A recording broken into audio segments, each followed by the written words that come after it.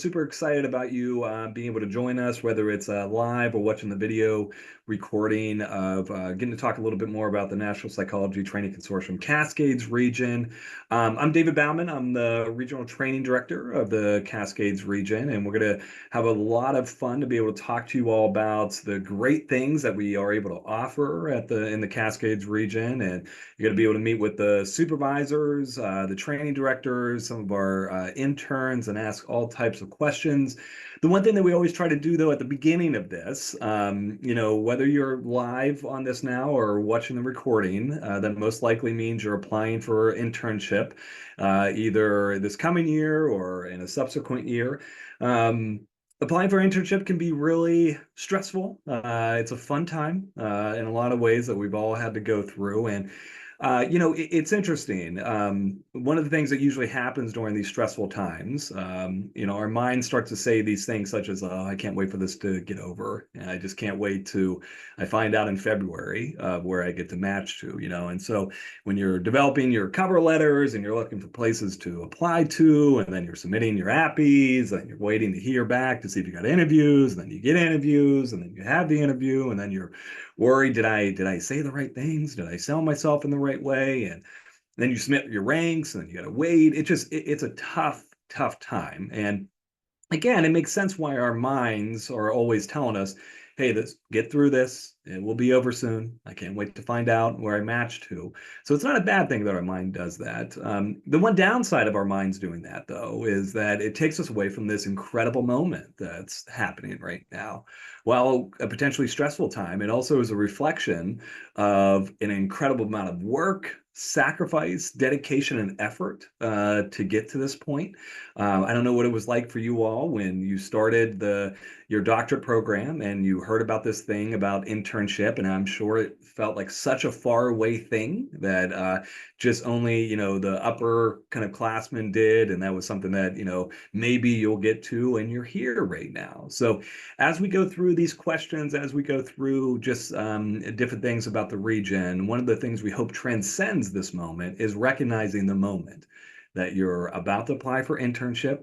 That is a really, really big deal. That's a really, really awesome thing to be able to do. And we're glad to be a part of this journey in this moment right now. So just let you know some of our region supports, and I'll let Dr. Sconiers introduce stuff. I don't think Dr. West or Dr. King are on today. That right? I don't think so. Dr. King, if you go to any of the other NPTC open houses, or if you've been to them, you'll hear her name a lot. She is someone that just offers a tremendous amount of support across all the regions.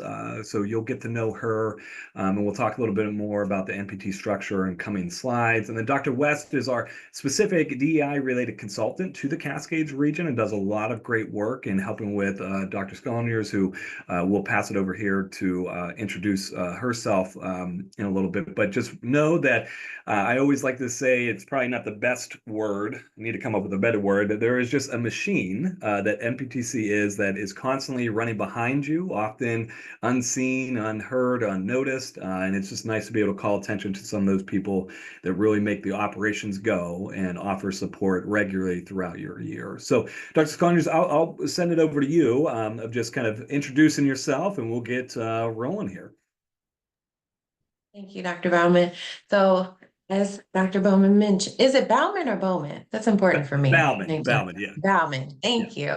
So, I am the DEI director for the consortium, and I feel like I have one of the coolest jobs with the consortium because I really get to connect with everybody. That includes people in the different regions, interns, administration, the board. Like, I really get to connect with everyone and sort of see all the pieces and try to help us put them together and make sure that we're considering the language that we're using. We're considering the climate that interns are entering at the sites in the regions.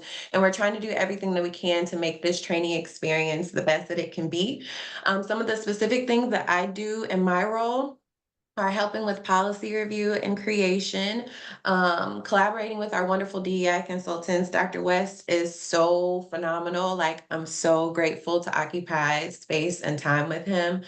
So he would be an amazing person to reach out to, and you get access to everyone who if you match with us, everyone who is a part of the diversity committee, which includes DEI consultants from all of our regions. So I really appreciate us being able to meet monthly and talk about what's going on in each of the regions, and let's problem solve, let's process, let's figure out if there's any programming that needs to come from this. And that's another cool element of my position. I'm able to help put together programs with interns in collaboration with them. I'm also able to host office hours and present with the didactics, as well as help us find other presenters so that interns have a diverse array of people who are sharing information with them. So I have a really cool role, and I would love to connect with you all if you have any questions about my role or just questions about the consortium. As they mentioned, there are a lot of different people who are helping to make the consortium work. Everybody who I've encountered has been phenomenal. And so if you reach out to any of us, we'd be happy to help. And I will stick around just for a few more minutes. So I will put my email address in the chat so that when we advance slides, you still have access to it. And please feel free to reach out. Thank you for that. Appreciate it. Maui, we can probably go to next slide here.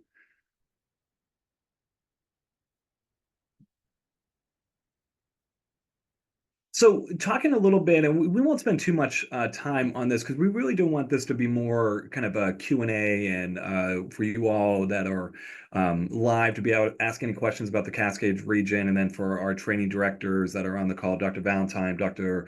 Hawley, and Dr. Allred, as well as our interns, to be able to answer questions and provide kind of insights. So just kind of briefly, National Psychology Training Consortium, that is our consortium by name.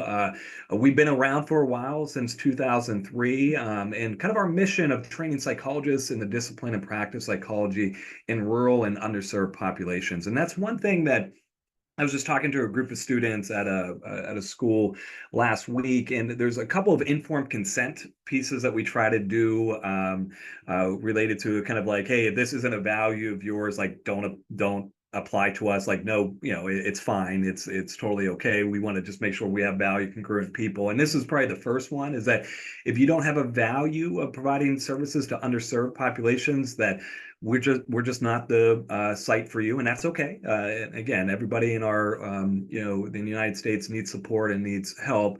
And our mission, as you're going to see throughout our three organizations that make up the Cascades region, really fulfill this value of NPTC as a whole, of providing services to patients that have largely been left out of healthcare conversation, that are underinsured, have no insurance, that are from marginalized populations. So if you hold a value of providing services, no, this is definitely a site for you.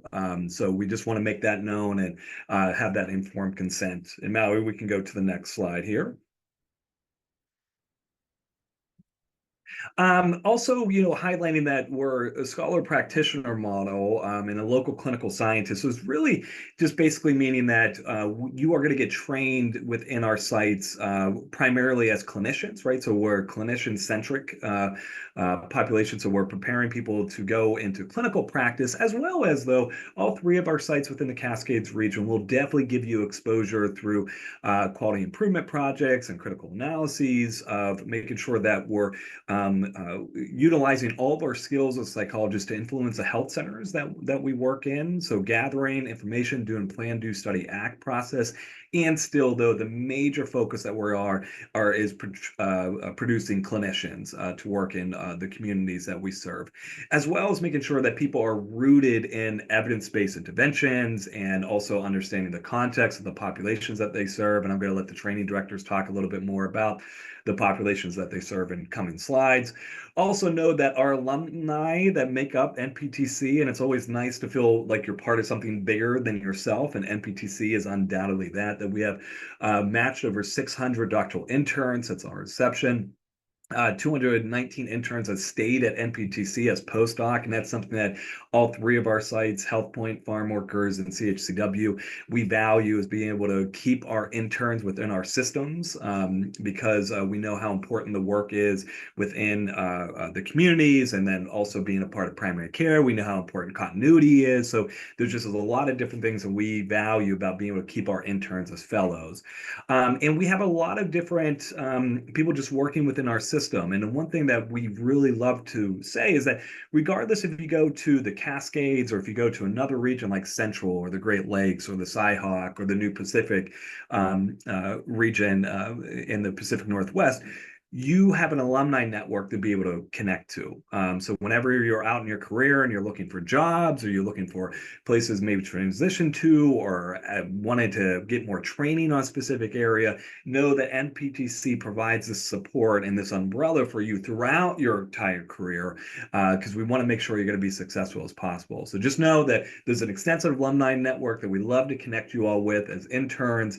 And it's something that's a really, I don't know, we don't talk about it as much as we should related to the alumni network. So let's go into NPTC in the Cascades region. So we have 12 positions coming for this academic year of 2025-2026. We've been accredited actually since our initial year. And this also shows the great work of NPTC, Mallory and Catherine and Tony and everybody that makes NPTC run is that they understand accreditation. They make sure that we're doing everything we can, that we're tracking hours, we're giving our supervisors the training that they need to be successful. And so we've been accredited since 2019. We actually just completed our site visit, our reaccreditation site visit this past July. So we are waiting on the COA right now to give us kind of the determination, and we're very confident that we're going to get the continuation. But since the beginning, we've been APA accredited. 86 individuals have actually completed their internship in our region. We're really proud of that number and how many of them have actually stayed within not only our sites, but in our communities, and then also staying within what we're going to talk about today, primary care behavioral health or integrated behavioral health within primary care settings. And as I said, we have 3 different sites within the region. This is an important part that we always want to make, that Community Health of Central Washington and Yakima Valley Farm Workers Clinics are relatively next to each other in the Yakima area. We'll talk a little bit more about that. Health Point is in the greater Seattle region. One of the benefits of applying to the Cascades region is that if you're interested in one of the sites, so say you're really interested in Health Point, it does not cost you anything more as far as the application process to apply to CHCW and farm workers. So it's a really nice benefit that if you apply to the region, even though they're individual sites, even though CHCW, farm workers, and Health Point are all individual sites, you actually only get to apply to all of them for one fee. So that's a really nice thing. And we can move on to the next one. And I will pass it over. I think this will be coming up for, I think the first one is farm workers, I believe. Yes. So Dr. Valentine and Dr. Hawley, I will pass it over to you all to introduce yourself and talk a little bit about your sites. Courtney, you want to go forward or let me jump? Okay. Yeah, so I think as Dave mentioned, really kind of just looking at our organization, the Yakima Valley Farm Workers Clinics, we are really a big organization that kind of spreads across Washington and Oregon and really kind of focus our training in Yakima County, Washington, and at our clinic in Toppenish, Washington. That's such an important piece for us as an organization, and really that is where our organization started. So much of that is kind of focused in the mission of providing care to the agricultural community. And in a lot of ways, Toppenish is kind of one of these places where you see the clinic. It's one of the biggest buildings in the city. And it kind of feels like this is the type of care, this is the type of healthcare kind of setup that really kind of shouldn't be here. I think it's such a neat piece to see how it's kind of developed and the opportunity to really kind of function in a rural space, providing just a lot of different care. And as you can see here, our clinic is kind of focused across 4 different departments with our family medicine, internal medicine, OB/GYN, and also pediatrics. We do also have some optional rotations at some of the smaller clinics kind of nearby, a little bit north in Wapato, which is kind of a small city in between Toppenish and Yakima. And then Granger's about the same distance, but a little further east. And really, this is where much of the PCBH model was created back to kind of Patty Robinson in the early 2000s. And it's just such a cool opportunity to continue to see how that model has expanded into the care that we deliver there. opportunities to have kind of everybody in this big clinic, lots of opportunities across the lifespan, across different presenting problems. And I don't know, maybe Courtney wanted to just jump in a little bit more to what things kind of look like there. Sure. So Philip and I are both co-training directors, and then I'm the on-site clinical supervisor for our interns, and we work side by side together in an office. So we are spending all of our day together, which is wonderful. A lot of kind of learning on the fly and lots of work together. The types of training opportunities that we are doing PCBH model. We're within our primary care clinic, but we do have a very large clinic that has typically about 20 medical providers each day across those 4 departments. We do provide primary care brief assessment, intervention, and on-site consultation. We are working on, small behavior change. We have a couple of special projects that we're doing within the clinic. We do a school-based telehealth program with one of our schools actually in Toppenish, where we're trying to increase access for kids to behavioral health and medical care by having iPads in the school and doing visits here. And our interns and now postdocs have been really integral in helping to support that program with me. And we have been taking on a project in this last year or so on primary care assessment for autism, as well as bumping up our assessment for ADHD for children and adults. And our interns have opportunity to participate in that as interested. We've had times when someone's interested and someone's not. And so it's kind of whatever feels like a good fit for them. And we're also running lots of different groups. And again, very much a fit of if an intern has an interest in an area and wants to run a group, then we're going to run with that. We have groups that are run on chronic pain. We have a group medical visit around a dermatology topic. We have grief groups. So all different types of groups that can be run here and really try to meet the needs of what each intern is interested in and what their training might need to support. Awesome. Thank you, Courtney. Thank you, Philip. Let's go on to Health Point. Dr. Allred. Good morning. I'm Dr. Robert Allred. Please call me Robert. I'm going to talk to you about Health Point. So as Dr. Bauman mentioned, our clinics are located in the kind of the Seattle metro area. None of them are actually in the city of Seattle. They're just all right around Seattle. Our patient population is underserved, but it is a little bit different than what you're going to see out in the Yakima Valley. A lot of refugees, immigrants, and other urban underserved individuals. Our clinics serve patients in over 70 languages. Spanish is still by far the largest subset of those, but you'll see a whole host of other languages in our clinics.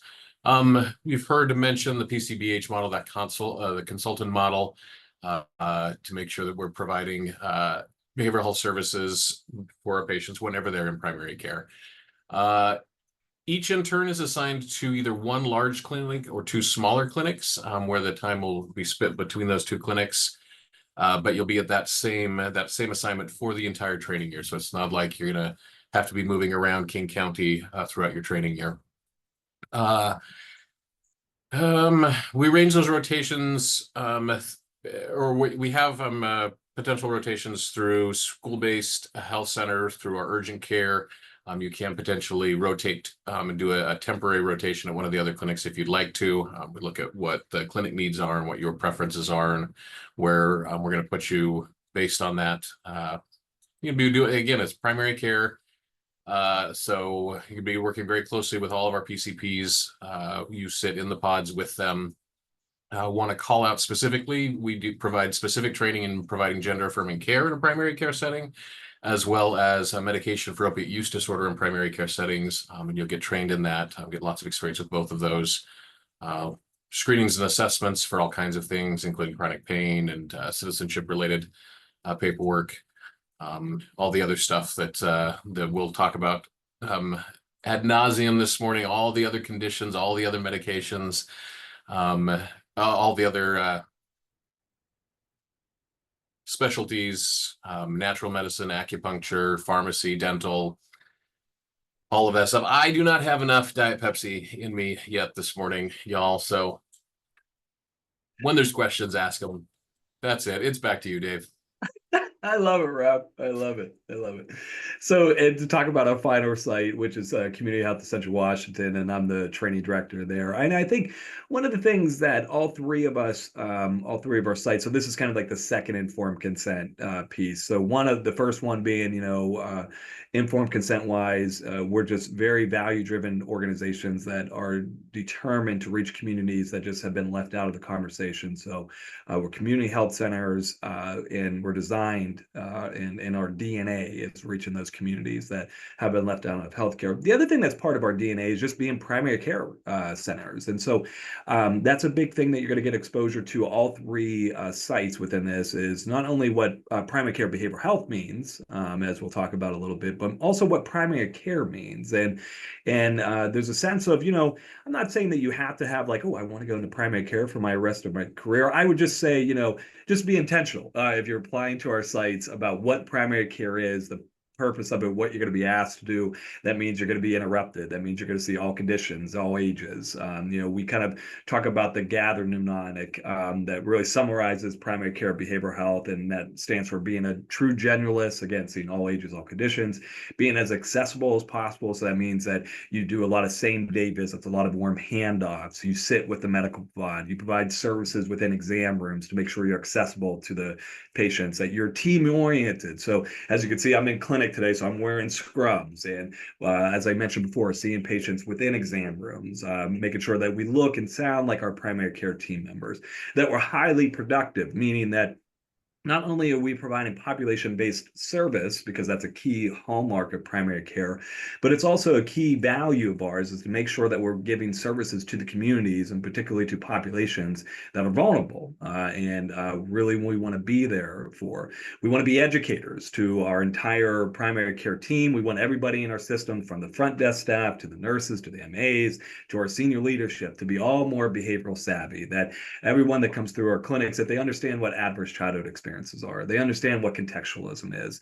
And then we want to make sure that we're a routine part of healthcare. We want the integration of BHCs to be just like a nurse integration, or just so routine like going to get a lab or going to the pharmacy. That's like you're also going to see your BHC. So we really try to make sure that gather kind of philosophy in primary care and primary care behavioral health transcends this entire region. And that's true at CHCW.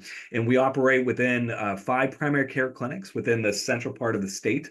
Largely, though, the clinics that you're going to be exposed to within CHCW are going to be our pediatric clinic, our large family medicine residency clinic, and then one of our rural clinics in Natchez. So while we have 5 primary care clinics, interns rotate, and all 3 interns rotate through the same rotations of the 3 family medicine, the CWFM, pediatric, and then Natchez clinic. Again, we're unapologetic for PCBH. That is what we do, and we're very proud of that.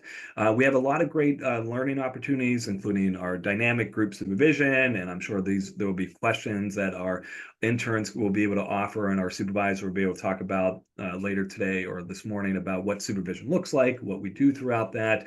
You get shadowed regularly when you're working at CHCW, just so we make sure that you're getting used to that, you're getting feedback, you're getting live supervision when you're working with patients. We also do a quality improvement project. So at the beginning of each year, you pick a topic, you then go through the plan, do, study, act process related to a specific innovation or iteration to our department or our clinic. And like I said at the beginning, that is our hope, is to really highlight different ways beyond just patient care or direct patient care that psychologists can really influence healthcare systems. And we had some great quality improvement projects, from people doing mindfulness groups to help deal with burnout within the clinics, people revamping emotional support animal letters, people looking at certain type of testing within primary care. So it is just a really great opportunity to hone your skills of doing a quality improvement project. And you get to participate in groups as well, such as the chronic pain group, our lifestyle change groups for adolescents, and kind of a teen wellness group. And there's a couple other groups similar to what Dr. Valentine mentioned that we're developing to get out based on clinic needs, population needs throughout. So I'm going to pause here and just see if there's any questions that anybody on the call has. Oh, nice. Thank you, Mallory. You already were reading my mind about being able to stop sharing so we could just all see each other. And I'm glad that we also have Emma and Anna on the call to be able to give kind of the internship or the intern perspective. Before we move to Q&A, Emma and Anna, do you want to introduce yourself? Maybe where you're coming from and what location you're at right now? Sure. Hi, I'm Emma Walker, she, her. I am at CHCW. I'm on the PEDS rotation right now, which is really fun because I love working with kiddos. And I am coming from Appalachian State University in Western North Carolina. And my name's Anna. I'm one of the interns at Help Point in Redmond, and I'm coming from Antioch University in Seattle. Fantastic. And thank you both for being here. I'm sure we're going to get some questions for you all. Maui, my mind says to open it up. I know we have some pre-made questions already, but does anybody, any students on the call or any prospective students on the call, does anybody have any questions that we can answer right off the bat?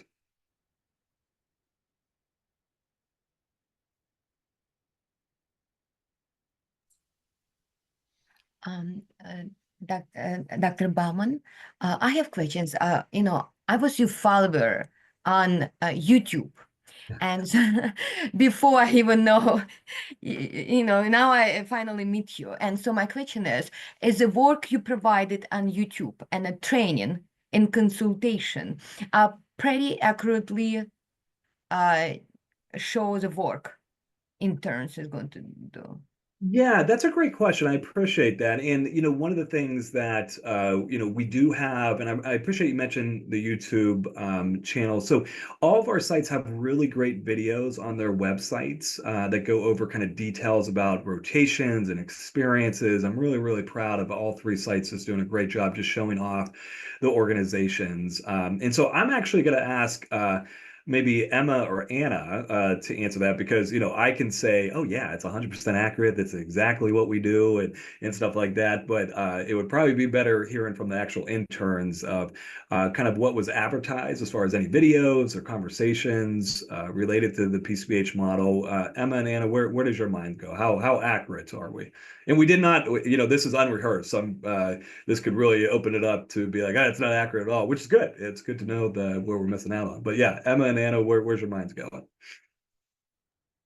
I can speak for CHCW. I think the materials were very accurate. I had pretty high expectations coming in because I was very interested in the PCBH model, and my expectations have definitely been met and then exceeded as far as the training I'm getting so far and the things that I expect to learn. A lot of what I had seen on like YouTube channel and also just like the materials put out by NPTC is very congruent with what we're doing here. And it's really exciting because I was looking forward to this for a long time through all the application process. Anna? I agree. I think that the training videos are pretty accurate. Some of the videos of patient visits are not always what you're going to see. There's a lot of flexibility that's required in primary care. But I think as far as the training that goes and what we're learning, it's very congruent with what's shown through the videos. Anna, well said. Well said. And I appreciate that highlight of something that is a hallmark of primary care, right? Is that, and one of the things that you get exposed to very early on during the robust onboarding that you get with our sites is just that, you go to a presentation or you read a book or you read a chapter or you watch a video and it makes primary care look really easy. It makes it look like, hey, this is just what you do in every single visit. And then you get punched in the face the first day. It's like, oh my gosh, like there's a lot of flexibility that has to be done. So I really appreciate you saying that, Anna, that one of the highlights that we're definitely going to try to make sure that you leave with is just that no matter what the setting is, that you're flexible, you're responding to the situation, you're responding to the context of the patient, and you're trying to help them. And so I think that's a really good way of saying that. So well done, Anna and Emma. And so, my mind also goes within that a couple things that I think all three of our sites will also highlight throughout the year is obviously the primary care model. I mean, there's no doubt about that. But more than that, is just how to make sure that we're helping populations, and particularly populations that probably wouldn't ever step foot in maybe a therapist office or a psychologist office. So we do a lot of things from a moment of a time approach. We do a lot of things from acceptance commitment therapy and behaviorism, and our goal being, try to help the human rather than just focusing solely on like, hey, we got to get symptoms and diagnosis and then do an algorithm. Our main focus is like, we just want to make sure we're helping our community. And so that's going to be a big thing that I hope are seen through all of our videos, but definitely your exposure to our sites is this idea of making sure that the communities that are coming into our clinics, the sacred time that we get with them, that we're helpful. And I hope that kind of showed through. But Lena, great question. I appreciate your question. I appreciate you watching the YouTube videos as well. Thank you for that.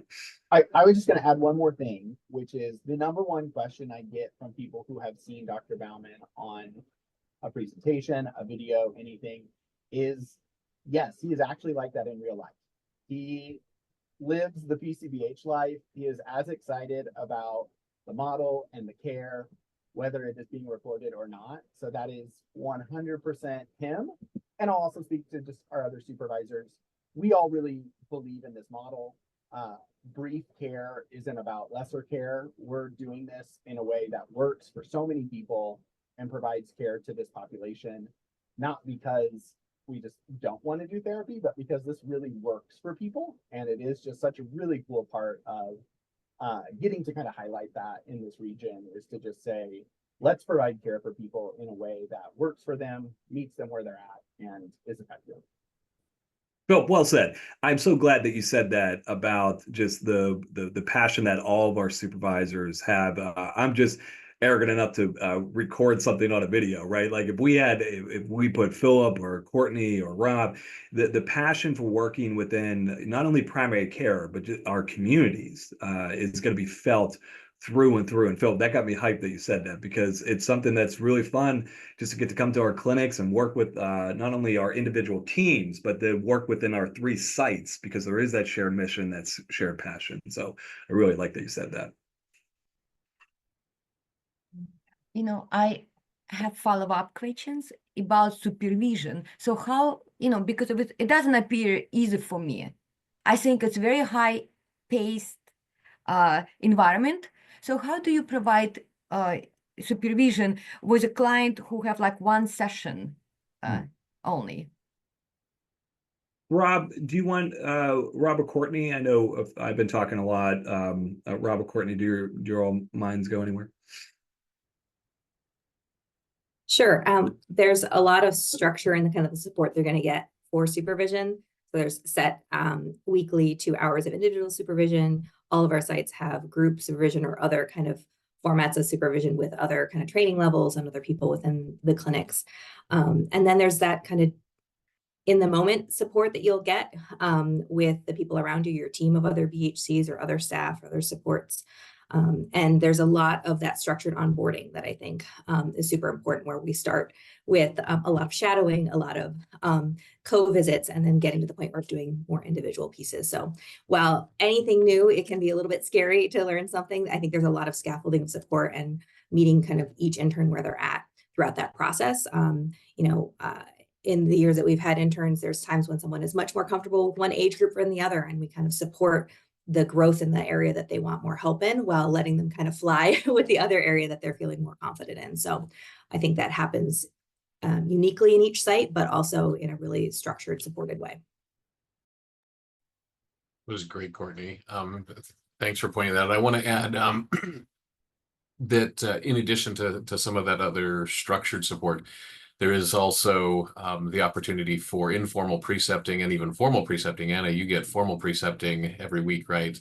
But you also have that option of getting informal precepting. Even if you're not being precepted, at any point you're with a patient, you can step out and go talk to a supervisor about what's going on. I also really want to center for everybody and remind us all that the modal number of visits for a patient for behavioral health services in any setting is 1 visit. And we have lots of myths that we've created about what that means, but that's one of the things that we're going to teach you about during this training year, is what the research actually tells us about why patients only see their providers 1 time. And so, yeah, it's something that you're absolutely going to experience, and you'll get lots of support around it. And we'll also teach you about how you can have What's that phrase you use, Dave? Chain. I can't think, sir. It's on the first slide in the radical change. That's right. Even with one visit with somebody. Absolutely. Well, Emma, yeah, additional thoughts? Oh, Phil, sorry, you unmuted. Go ahead, Phil. Well, I just wanted to add one more thing too, is yes, and to all of that stuff, and this idea that primary care really does kind of go in these episodes of care. And while often kind of in those periods of time, individuals are only going to meet with us maybe as few as once, we often are interacting with families, with patients who are very familiar with the BHC model. And so I think that's another piece too, is that you may be catching someone in a new episode of care, and maybe that episode of care is going to be 1 or 2 visits, but it's very likely you're going to encounter people who have met with the BHC at a different point in their life. And the more this goes on, the more really our models align kind of closer to just what primary care looks like. And so we have so many people in our regions who seeing a BHC at the clinic has become normal for them. And they're going to really be able to kind of start running when it comes to you coming into the visit and knowing, hey, you met with the BHC 2 years ago about a grief situation or some anxiety you were having. And now today, maybe we're going to focus on something else. And so you'll sometimes get to see people who you're the first behavioral health person that they've ever encountered. And other times you may be the 4th or 5th BHC that someone has met with over the course of their life. And you get to see kind of all of the above in that stuff. It's really, really fun. But there are some of those folks who their BHC is a lot like their family doc now, that they know that there's somebody there to talk to when it comes to their clinic. Well said, Phil. Really, really great comments. I really love what Anna said here about the form of precepting. If you're not familiar with precepting is just a form of, we've taken this from kind of the medical landscape that we work so regularly in, that interns will see a patient and they'll actually pause their visit and step out before completing the visit after they do what's called the contextual interview that you get trained in. You precept or present the patient situation to a licensed supervisor. You guys talk about the plan, and then you go back into the room to complete that plan. And it really provides kind of, as Anna said, this rich way of training, that it's in the moment. It's not a week after the visit is had and you're just talking about it in your weekly supervision. It's in the moment that you're getting that. Emma and Anna, any other additional, Emma put in here too. I'm loving support here at CHCW with individual OSHA group supervision and precepting. Even past the orientation phase. Yeah. And I really love that Dr. Allred said that, and all 3 sites embrace this, that any moment that you need support, and usually there's going to be a licensed supervisor on with you that you can step out, talk to them, or via phone call to get that support in the moment and to really enhance the skills as well that you're delivering. So really great comments. Good questions, y'all. Yeah, Rob, go ahead. Well, I was going to add on to that. It also helps really build that skill, because I think this is true for all of us, we'll do that as well. We've been doing this for a very long time, but if we're with a patient and we're stuck on something, it's totally normal to step out and go talk to a PCP, or step out and go talk to one of our other BHC colleagues, and then go back in with the patient. So it's also really socializing you to what we actually do every day. Great point. Other questions from the group? What else can we answer? Good questions, Drew. And you can type them in. You don't have to wait till this moment. Definitely. I'm interested, as I ask for questions and I keep talking, I apologize for that, but a question maybe for Emma and Anna to keep putting you all on the spot here. Is there anything that you found surprising or you wish you knew during the application process? Maybe any advice or tips for prospective students? But yeah, anywhere that your all's minds go about, hey, I wish I would have known this applying. I wish this was something that was a surprise. Anywhere your minds go there. I can speak to that. I think coming into NPTC and HealthPoint, I had been in a primary care setting before, and very quickly learned that there are definitely different levels of integration within primary care. So that was definitely an adjustment period for me, adjusting to being fully integrated, the level of the very quick, fast-paced level of service that we provide within primary care. So that is something to be aware of. It's a definite learning experience, but you learn very quickly. And I think going through all of that and being able to provide services in such a quick format and the number of cases really strengthens you as a clinician, just to your level of versatility, as well as the general knowledge that you have. Yeah, and I'll just echo what Anna said, but also add on my experience, similar. I've been in different levels of integration before, but the thing I was most surprised by was probably the energy of our whole team. Like, we've got a pretty huge BHC team, and all of them are pretty enthusiastic, and it's awesome that everyone is so excited, like when a handoff comes in, because I've been in settings before where maybe that's not been the case.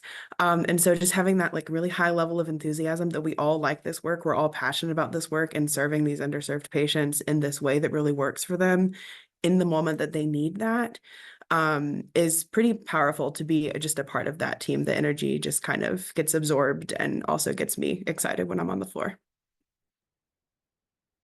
And Emma is notorious for stealing handoffs, which I don't appreciate. But Anna, you said something that I think was really telling about just the amount of people that we get to see within the setting, like unique patients, and just pulling up the numbers real quick. So Emma and her 2 fellow interns, they have all seen 100 unique patients. So this is unique patients. This isn't visits. These are unique humans that they have seen, and they are now, what is it? We're 3 months in, but really 2 months of clinical work. So 2 months of clinical work, I've seen 100 unique people of the community. And when you think about traditional settings, I'm not saying one's right or wrong, good or bad. It just probably you'd be lucky to see 100 unique patients in a year, and Emma and our other 2 interns at CHCW, all 3 of them have seen 100 unique individuals already in 2 months. So it's a really great training opportunity to be able to reach a variety of different people. Yeah, I agree, Emma. I agree completely. I think if I could actually add something else, I wasn't expecting coming into internship. I knew that we would be working with people from various cultures and different backgrounds, but just how much it starts to get you curious about other people's ways of life. Because we do work with such a diverse panel of patients, you really learn that even 2 people from the same cultures, they can be completely different. So you really start to get curious about other people and learn to not make assumptions or anything along those lines. So you get to really kind of learn about so many different people. And that wasn't something that I was I didn't expect as much, just how much I would start to get curious about other cultures, different countries, all of that. So that's been really wonderful. That's awesome, Anna. One of our signs in our PCPH office space at CHCW is "Be curious," and that is on something that is in every single moment of when we're interacting. I like this, Mallory. I like this pre-submitted question. It's a good one. What advice would you give to students wanting to apply to the Cascades region but who do not have experience in medical settings? I think it's a really good advice, good question. I'll answer quickly and then pass it off to Courtney, Philip, and Rob. So the main thing that I would say is, while working in primary care and having experience with medical setting definitely is a good thing. It helps applications. We're not going to lie about that. That is definitely something that is useful. Honestly, though, the main thing is wanting to work with underserved populations. So if there's been exposure to maybe it's community mental health or other populations that just, they're left outside of the healthcare, like if there's exposure to that, that is by far the most important value that we're looking for. And then simultaneously putting it into your cover letter and acknowledging that. I think one of the things as a training director I get a little bit frustrated with is that when there's this obvious, almost like elephant, but we're not talking about it, right? So kind of bringing it to the forefront of like, hey, I haven't had experience within this, but this is what I'm really excited about learning. This is what I have learned about it. I've shown that I've watched videos and read some articles. So this is something I'm really excited about learning. And I think whenever we get someone that has a value about working with underserved and then they're excited about learning, we'll work with that. That's something that we get really, really excited about. So Philip, Courtney, Rob, yeah, where's your all's minds going? I mean, I think really similar to what you said. I would just kind of hone in on this part of, even sometimes, as it was mentioned, different integration models, different settings do kind of look different. I've experienced some of the same challenges that we see from people who have no experience, even with the experience, when there isn't that eagerness, or there's more of just like a rigidity to say, my past prac, we did it this way, and a resistance to say, teach me how to do this. You know, I think that's so much of coming into this model, wanting to just be eager, be flexible. We're here to support you.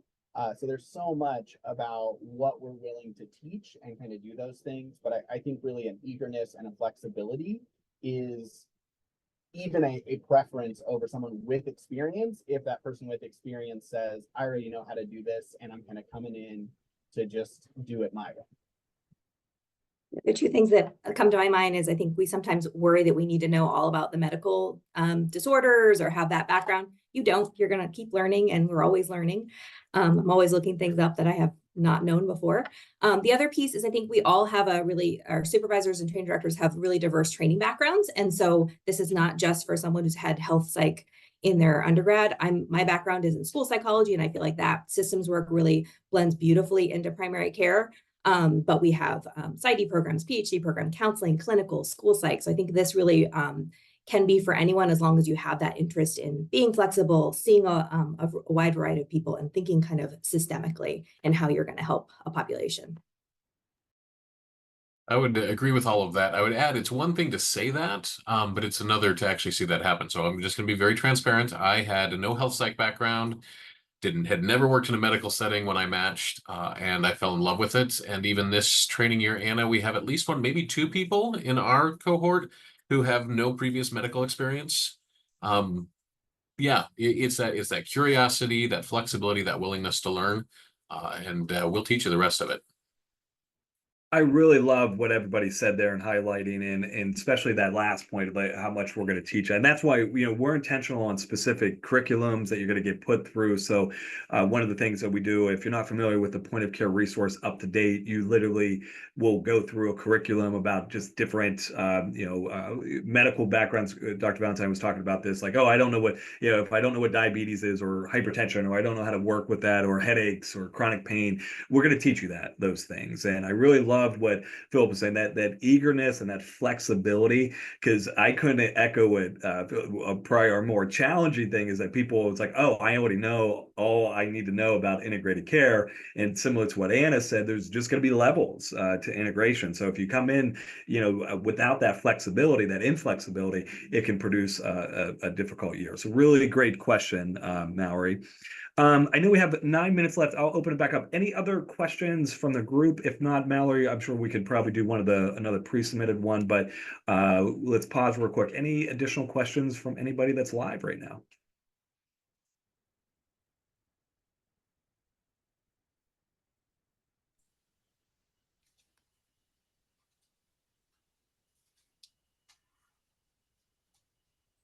I said, go ahead, Mallory. Okay.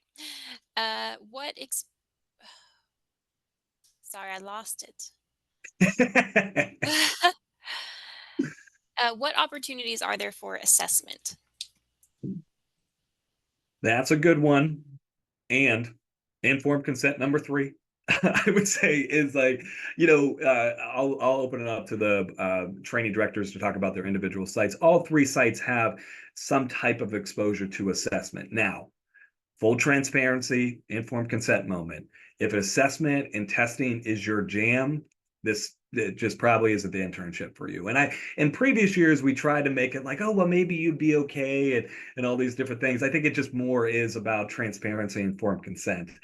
There's no doubt, though, that again, the variety of different patients that you're going to see, you're going to be an incredible, you're going to build up an incredible skill set to be able to know what someone's going through, to assess and to intervene quickly. So those assessment skills get built up naturally.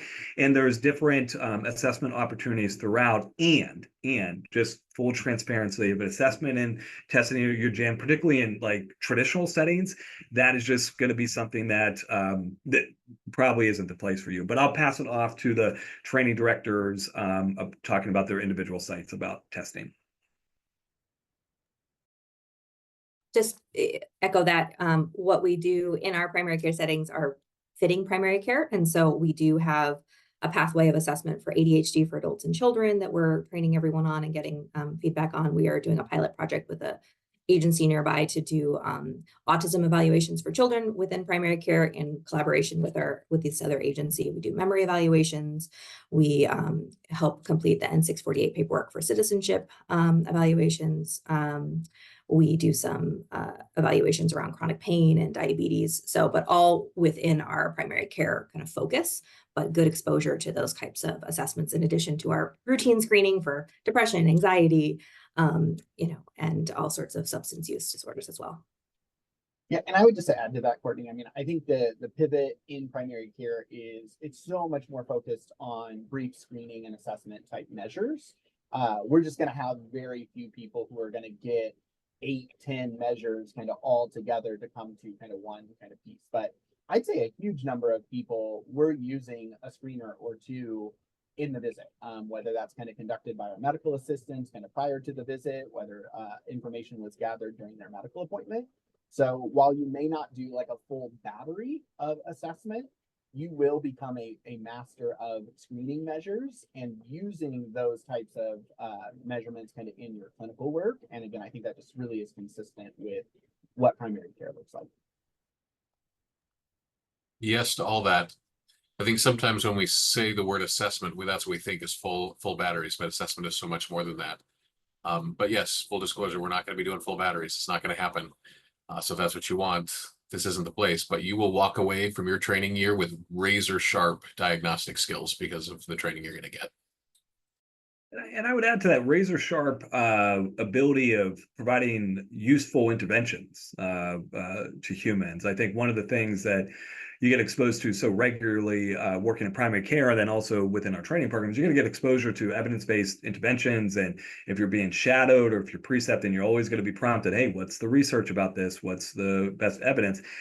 More than that, though, you're going to get prompted about like what context is supporting you using that intervention. And so what about this human being makes sense for this person? So if you have someone that's a single parent of 3 kids that's working 2 jobs that a lot of our patient populations are facing, and they're struggling with their diabetes management, recommending to that individual to do 200 minutes of exercise a week, even though that's the recommended evidence-based intervention, doesn't make sense because of the individual's context. So there's going to be, I really love how Rob said that about, becoming a, very sharpening the skills for diagnosing and sharpening your skills and just making sure any intervention that we're giving makes sense within the human's context that we're providing the care to. I know we have 4 minutes left. Mallory, any other quick last question that we could tackle? Hit us with it. Yeah, I've got another question here. Is there opportunity for interns to provide supervision of practicum students at your sites? So, I know each site might have different things that are going on with this. At CHCW, we are developing a more robust master's level training program. So people that are in their master's program and doing the practicum and internship sites. One of the things that's always tough about this internship application is that we want to under promise and over deliver. So definitely not saying at all that there would be those opportunities, and the structure and the context is being built to be potentially provide that, but not promising anything. As of right now, there's no direct opportunities to supervise. Yeah, that seems very similar to us. We are kind of having conversations about what training looks like in the other credentials, kind of in other areas. I think for this cohort, it would probably be best to say no promises on those types of things. But I would just want to really stress that coming into a BHC team, there's tons of peers and there's a lot of peer collaboration and still developing a lot of those skills within the group. And sometimes that even means coming to me as a supervisor and we talk through things and I come out of rooms and say, hey, what do you guys think about this? I had a couple of thoughts on it. And so the learning and development of those skills is reciprocal kind of in our BHC team. So just because you're the intern does not mean you don't get to teach other people. The short answer for us is no. And just a reminder, it is very complicated to ethically provide supervision to practicum students when you are an intern. And that's where I'll leave that. All right, and I see we have some people coming from the Pacific region, which is really exciting for people that are joining about this new region and kind of a traditional route within the Washington and Oregon area. So I'm really pumped for people to be, and Dr. Swing to be joining us here for that. But as always, if there's other questions about the Cascades region, reach out to us. Mallory put in information. We have very robust information on our website, so definitely check out those videos, reach out to us with questions, and as always, as much as possible, even though it's going to be stressful, enjoy the moment. It's an important one and reflects a lot of hard work and dedication and sacrifice. So thank you all for being here today, and reach out with any additional questions. All right, y'all. Thank you so much, Dr. Bauman. For everyone who is on, we are starting the Pacific Region Open House in just a few minutes. So if you're joining us for that, we're going to wait a few minutes, and we're wrapping up the Cascades Open House. So thank you all for joining us for that. And full disclosure, Sierra, I'm sticking around because I got a spy.